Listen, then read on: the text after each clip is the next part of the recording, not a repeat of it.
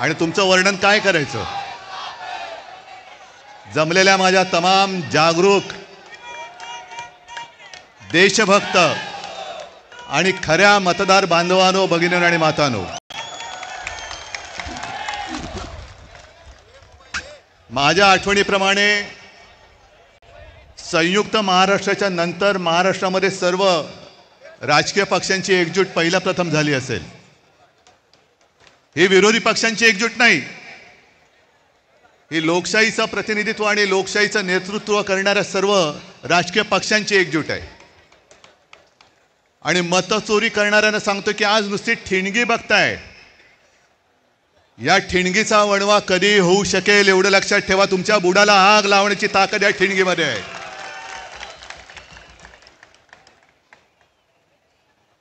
मध्यंतरी एक मी शब्द वापरला तो गाजला. कोणता शब्द तुम्हाला कळेल? शोलेमध्ये एक डायलॉग आहे, दूर गांव में जब आधी रात बच्चा रोता है तो माँ कहती है सो जा नहीं तो. तसं आज तुम्हाला सांगतोय की आता जागे झाल्यात, जागे राहा, नाहीतर ॲनाकोंडा आ जाएगा. या ॲनाकोंडाला आता आपल्याला कोंडावंच लागेल, कारण नाहीतर सुधारणार नाहीत. मला एका गोष्टीचं आश्चर्य वाटतं की एवढ्या सगळ्या धडधडीत पुरावे, आज राजनीती किती डोंगरच आहे तो, रोज कुठून ना कुठून तरी पुरावे येत आहेत, तरी सुद्धा आपले राज्यकर्ते आणि निवडणूक आयोग लोकसभेच्या विपक्ष म्हणजे आपण कोणत्या मतदारसंघात कसा लाभ घेतलेला आहे याचा पर्दाफाश मी करेन. मी मुख्यमंत्र्यांना तुमच्या सगळ्यांच्या साक्षीने आव्हान देतो आहे की तुम्ही आमचा पर्दाफाश करूनच टाका एकदा. काय ते दूध का दूध पाणी का पाणी. पण जेव्हा मुख्यमंत्री असं बोलतायत याचा अर्थ मुख्यमंत्र्यांनी सुद्धा ते मान्य केलंय की मतचोरी झालेली आहे, मतचोरी होते आहे. आज मला अभिमान आहे एका गोष्टीचा. आपण दरवेळेला असं म्हणतो की महाराष्ट्र देशाला दिशा दाखवतोय. आज संपूर्ण महाराष्ट्र आपल्या रूपामध्ये एकवटलेला आहे आणि तो देशाला दिशा दाखवतोय. मी तुमच्या सगळ्यांवरती आता एक जबाबदारी टाकतोय. तुम्ही सगळे आपण बाकीचे आपले पक्ष वगैरे बाजूला ठेवून एकवटलेलो आहोत. ज्या गोष्टी आता आम्ही करतो आहोत, शिवसेना, महाराष्ट्र नवनिर्माण सेना, राष्ट्रवादी काँग्रेस, कम्युनिस्ट, शेतकरी कामगार पक्ष सगळ्यांचे कार्यकर्ते करतायत, तसं मी सर्व मतदारांना आवाहन करतोय, राज्यातल्या नव्हे तर देशातल्या, की सगळ्या जणांनी आपापलं नाव आपल्या यादीत आहे की नाही हे पुन्हा जाऊन तपासा. आणि आपल्या घरामध्ये आपल्याला न दिसणारी, आपली परवानगी न घेतलेली माणसं राहतात की नाही हे सुद्धा तपासा. कारण जर शौचालयामध्ये 100 माणसं राहत असतील तर तुमच्या घरात किती राहू शकतात? आणि मी मतदारांना का सांगतोय, कारण हे तर सगळे राज तू दाखवले, बाकीच्यांची जशी दुबार तिबार नाव आहेत ती. आज मी दाखवतोय एक असा अर्ज आहे की त्याच्या अर्जाखाली एक शेरा आहे. तो शेरा पहिल्यांदा वाचतो, त्याच्यानंतर मी नाव वाचतो की सदर अर्जाबाबत अर्जदार, आता अर्जदाराचं नाव मी नंतर सांगतो, यांची भेट घेऊन सदर अर्जाबाबतची पडताळणी केली असता हा अर्ज आम्ही केलेला नाही असा अभिप्राय मिळाला आहे. त्या आधारे सदर अर्ज रद्द म्हणजे बाद करण्यात आलेला आहे. आणि हा अर्ज ज्याने अर्ज केलेलाच नाही, आपल्या नावाने ज्याने अर्ज तिकडे कोणी केला हे माहितीच नाही, त्या अर्जदाराने केलाय. आता हा अर्जदार शोधायचं कुठे? तर त्या अर्जदाराचं नाव आहे उद्धव बाळासाहेब ठाकरे. उद्धव बाळासाहेब ठाकरे या माणसाने हा व्हेरिफिकेशनचा अर्ज केलाय ऑनलाईन, जो उद्धव बाळासाहेब ठाकरेलाच माहिती नाही. त्याच्यावरती मोबाईल नंबर खोटा आहे. 1-2 दिवसापूर्वी मी बसलो होतो मातोश्रीमध्ये लोकांना भेटत. मला रवीने येऊन सांगितलं की निवडणूक आयोगाची माणसं आलेत. म्हटलं निवडणूक आयोगाची म्हणजे साधू संत येती घरा, तोची दिवाळी दसरा. आता दिवाळी झाली, दसरा झाला, हे कशाला आले? मग निवडणूक आली असणार. मग त्यांना बोलवलं, त्यांना विचारलं. सगळी मराठी माणसं, त्यांची काही दोष नाही, आमच्याच गव्हर्नमेंट कॉलनीमध्ये राहणारी.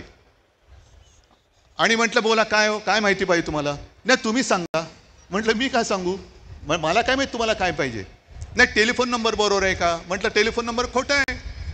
मग आणखीन काय तुम्हाला सांगायचं? म्हटलं मी कशाला, तुम्ही माझ्याकडे आलात. नाही तुम्ही अर्ज केलाय व्हेरिफिकेशनसाठी.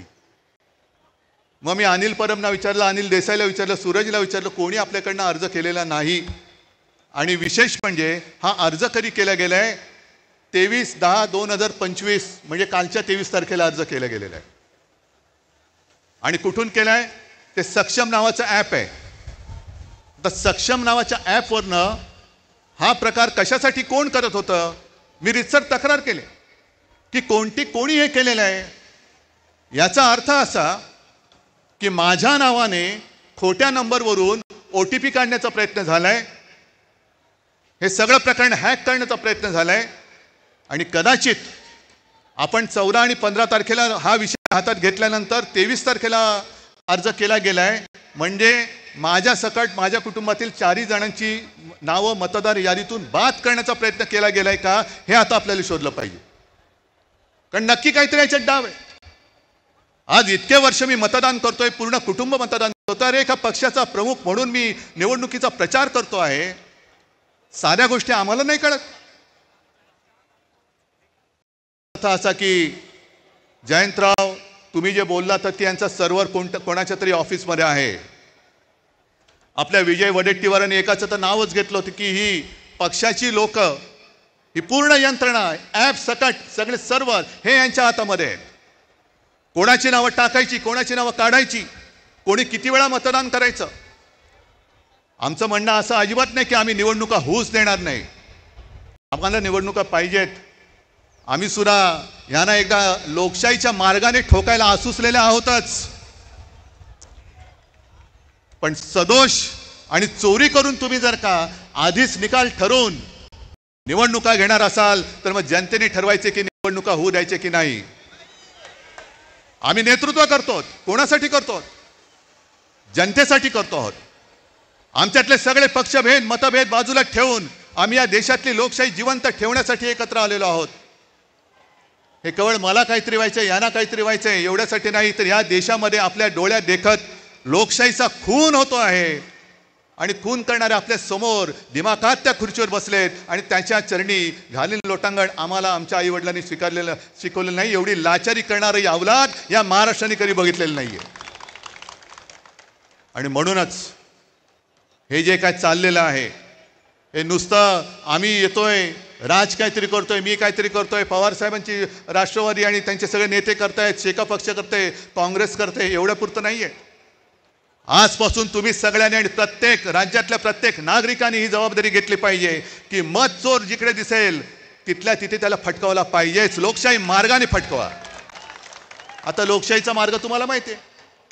आम्हाला कायदा हातात घ्यायचा नाहीये, पण कायद्याचा खोटा दांडुका जर आमच्या डोक्यात मारणार असाल तर त्या दांडुक्याचं सुद्धा काय करायचं हा सुद्धा निर्णय घ्यायला ही महाराष्ट्रातली जनता सक्षम आहे.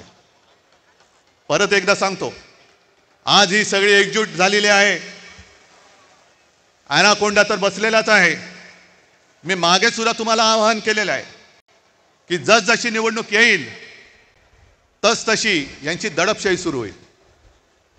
आम्ही प्रामाणिकपणाने कायदेशीर मार्ग अवलंबतो आहोतच. येत्या काही दिवसात हे सगळे पुरावे घेऊन आपण न्यायालयात जाणार आहोत. बघू न्यायालयामध्ये तरी आपल्याला न्याय मिळतो की नाही याची सुद्धा परीक्षा होईल. निवडणूक आयोग तर तिकडे लाचार झालेलाच आहे. शिवसेनेची केस तिकडे सर्वोच्च न्यायालयात 3-4 वर्ष सुरूच आहे. पण आता मात्र आम्हाला न्याय पाहिजे. सगळे साक्षी पुरावे दिल्यानंतर आम्हाला आता न्याय मिळाला पाहिजे. आणि जर का त्या न्यायालयात न्याय मिळेल अशी आमची खात्री आहेच, पण नंतर जनतेचं न्यायालय या सगळ्या मतचोरांचं काय करायचं याचा निर्णय घ्यायला हे सक्षम आहे. तुमच्या मनगटामध्ये ताकद आहे का नुसतं आम्ही दोघं भाऊ बनून एकत्र आलोय म्हणून आता आपलं काम झालं? आम्ही एकत्र आलोय ते तुमच्यासाठी आलेलो आहोत.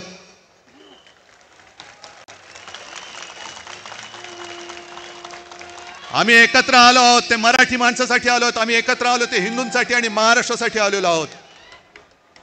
पण अशा वेळेला आम्ही पुढे जात असताना तुम्ही भक्कमपणाने साथ देणं हे तुमचं कर्तव्य आहे. आणि जर साथ देण्याची तुमच्या धमक असेल तर एकदाच मला दोन्ही हाताच्या मुठी आवडून वरती करून दाखवा. आणि मुद्दामून या तुम्हाला सांगितले, कारण फोटोग्राफरने फोटो घेऊन हा मतचोरांच्या बादशाकडे पाठवून द्या. बघा, ही मूठ महाराष्ट्राने आवडलेली आहे. जर मत चोरी करून तुम्ही निवडणुका घेण्याचा प्रयत्न कराल तर ही मूठ तुमच्या टाळक्यात हाणल्याशिवाय राहणार नाही. जय हिंद, जय महाराष्ट्र.